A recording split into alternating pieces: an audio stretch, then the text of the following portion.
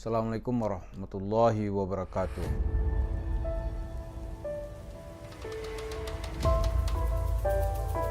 Para pemirsa, untuk konten kita kali ini kita mengutip pendapat dari Ibnu Hajar Al-Asqalani supaya kita bisa hidup selamat dan bahagia menjalani hidup. Kata Ibnu Hajar, ada 3 hal yang mesti dilakukan. Yang pertama, jalisul ulama. Yang kedua, sahibul hukama. Yang ketiga, khalitul kubara. Yang pertama, kata Ibnu Hajar, duduklah kamu dengan orang alim, para ulama. Yang kedua, bersahabatlah dengan hukama. Hukama ini masuk di dalamnya para penguasa.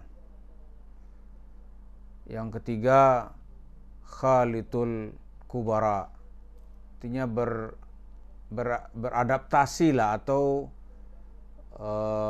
berbaur lah gitu. Beradaptasi dengan para pembesar. Sedikit kita introduce Ibnu Hajar Al-Asqalani. Ibnu Hajar ini seorang alimun kabir dari mazhab Asy-Syafi'i, Syafi'iyah. Dia menulis buku lumayan banyak yang sampai ke tempat kita. Yang pertama itu adalah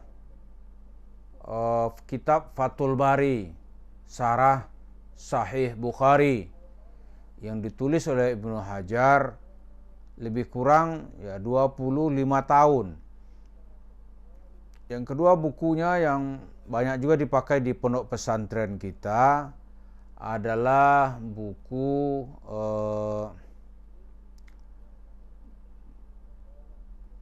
apa itu?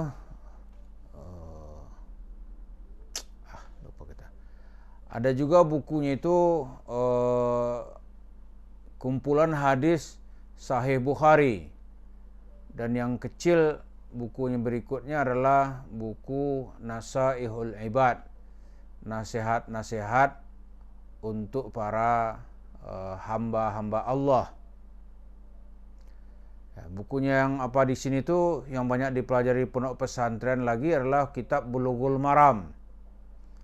Ya, Bulughul Maram min Adillatil Ahkam, kalau nggak salah itu judulnya. Tentang dalil-dalil hukum. Ibnu Hajar ini berasal dari daerah Gaza. Jadi kita angkat Gaza ini karena Ibnu Hajar juga berasal dari Gaza. Dia sekampung dengan Imam Syafi'i yang masuk dalam wilayah Palestina.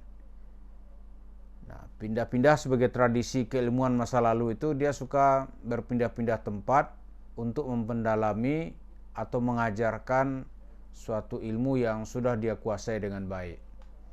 Kalau Imam Syafi'i, dia berasal dari Palestina, lalu pindah ke Mekah. Dari Mekah setelah dia menghafal kitab Al-Muwatta yang ditulis oleh Imam Malik, dia pergi ke Madinah lalu menjadi murid Imam Malik.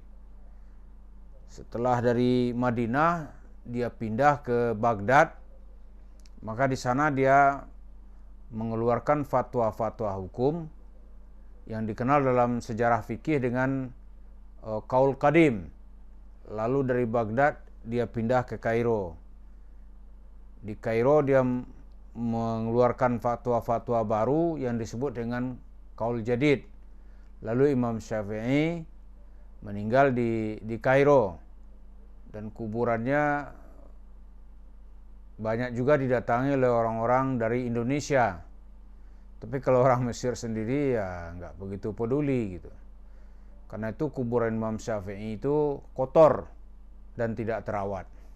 Karena orang-orang sana itu melihat yang berharga dari Imam Syafi'i bukan kuburannya, tapi ilmunya. Berangkat dari cerita Ibnu Hajar ini memberikan kita itu bahan yang membuat kita itu bisa selamat dari tipu daya orang-orang yang mau menipu dengan menggunakan dalil-dalil agama. Jadi kalau kita berguru dengan banyak ulama, maka orang-orang seperti Yusuf Mansur itu nggak laku gitu.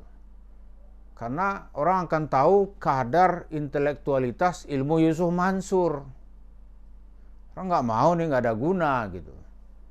Tapi kalau ulama ditinggalkan, maka masyarakat itu bisa akan gelap gulita gitu. Jadi kata Ibnu Hajar, Anda tidak punya guru, tidak ada orang alim yang Anda pegang pendapatnya, maka dunia itu atau masyarakat muslim itu akan gampang terombang-ambing. Misalnya Yusuf Mansur gitu. Kenapa dia begitu leluasa meraup uang jemaah masjid? Ternyata sepak terjang Yusuf Mansur itu berlangsung lebih dari 10 tahun. Dan itu dengan ganas meraup uang dari masjid ke masjid. Yang sekali datang itu dia bisa mendapatkan uang itu lebih dari 1 miliar. Kemudian begitu orang menggugat, ya karena orang nggak punya pegangan, ya bagaimana menggugat sesuatu yang nggak ada pegangan. Tanah saja kita gugat, kita mengklaim itu tanah kita, tapi nggak ada pegangannya gitu. Susahnya minta ampun. Sertifikat sebagai bukti kepemilikan nggak ada, susahnya minta ampun gitu. Itu sekarang yang terjadi pada Yusuf Mansur. Karena masyarakat dia percaya aja lah, Ustadz katanya. Masa Ustadz begitu? Nggak mungkin lah dia kasihlah uang yang begitu banyak kepada Ustadz. Ada kalung, dia kasih kalung, gitu kan? Ada gelang, dia kasih gelang. Ada uang di dompet, dia kasih uang di dompet. Itu ya, kalau di video-video kita lihat, orang karena malu pertama. Yang kedua mungkin juga ya, mudah-mudahan aja, mana tahu katanya, Allah mengganti dengan 10 kali dalam waktu dekat. Walaupun ternyata jemaah-jemaah Yusuf Mansur itu nggak ada tuh yang mau memberikan kesaksian dia dikasih oleh Allah 10 kali lipat dalam waktu cepat. Misalnya dia nyumbang 100 juta gitu. Itu bulan depan mendapat 1 miliar. Nggak ada, kecuali testimoni itu diberikan oleh yang sama-sama berdusta juga, namanya Wirdah Mansur. Wirdah Mansur itu iya, dia actionnya mantap itu. Dia bilang pagi-pagi, ana sedekah ke bapak lagi nih, 50 juta. Sore-sore habis asar lagi, sudah diganti oleh Allah dengan 1 mobil Mercy yang harganya lebih 1 miliar. Tapi ditanya, Mercy-nya mana gitu, siapa yang ngasih? Itu cerita putus sampai di situ. Jadi kata Ibnu Hajar, kalau kita jalisul ulama, duduk dengan ulama, berguru kepada ulama, arti kalau ada masalah kita suka mengkonsultasikannya dengan ulama gitu. Maka hidup Anda akan selamat. Ini seperti kasus-kasus di dunia Islam. Kenapa kasus itu membesar dan membuat masyarakat mendapat fitnah gitu? Karena nggak ada fatwa ulama yang dipegang, nggak ada kata-kata ulama yang dipedomani, maka hancurlah semuanya. Yang kedua kata Ibnu Hajar, membuat hidup kita ini akan nyaman lagi kalau seseorang itu sahibul hukama. Dia berteman dengan penguasa. Di penguasa kata Ibnu Hajar bukan untuk dimusuhi, karena dari tangan penguasa itu bisa mendatangkan banyak berkah. Ya kan? Di umat Islam ada ulamanya, ada penguasanya. Kalau nggak ada, waduh, itu kita seperti di hutan belantara, nggak ada pegangan gitu.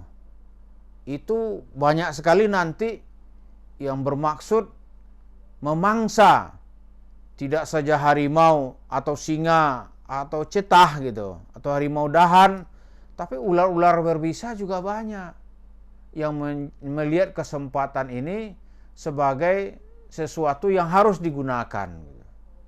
Nah, Yusuf Mansur kita lihat, dia kan nggak ada itu pegangan ulama.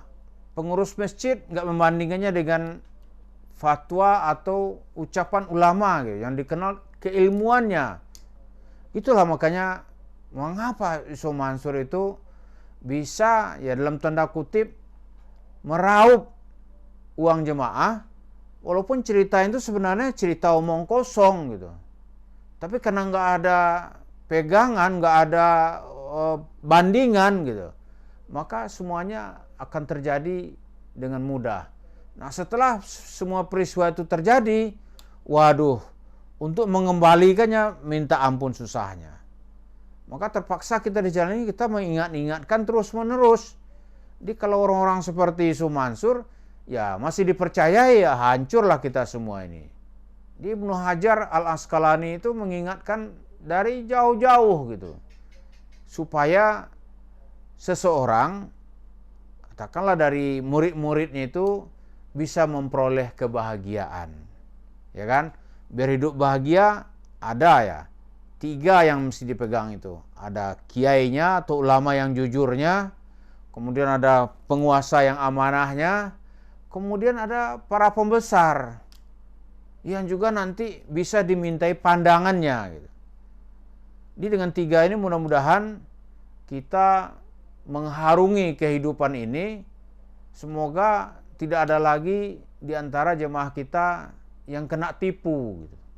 Tidak ada lagi jemaah-jemaah masjid kita yang tergiur dengan cerita-cerita investasi atau cerita bisnis yang ditawarkan oleh Yusuf Mansur dan orang-orang sepertinya. Sementara dia sendiri nggak ikut modal gitu, nggak ikut urunan, dia hanya gunakan untuk meraup uang orang gitu. Maka marilah kita terus-menerus membuka kitab-kitab para ulama. Dan insya Allah ulama-ulama itu bukan orang-orang penipu gitu. Dan tidak ada keuntungan yang akan dia ambil dari kita secara materi, secara langsung. Dia boleh disebut dengan manusia-manusia ikhlas menyampaikan dinul Islam kepada kita semua. Mudah-mudahan semua kita tetap bersemangat di dalam berislam. Terima kasih. Assalamualaikum warahmatullahi wabarakatuh.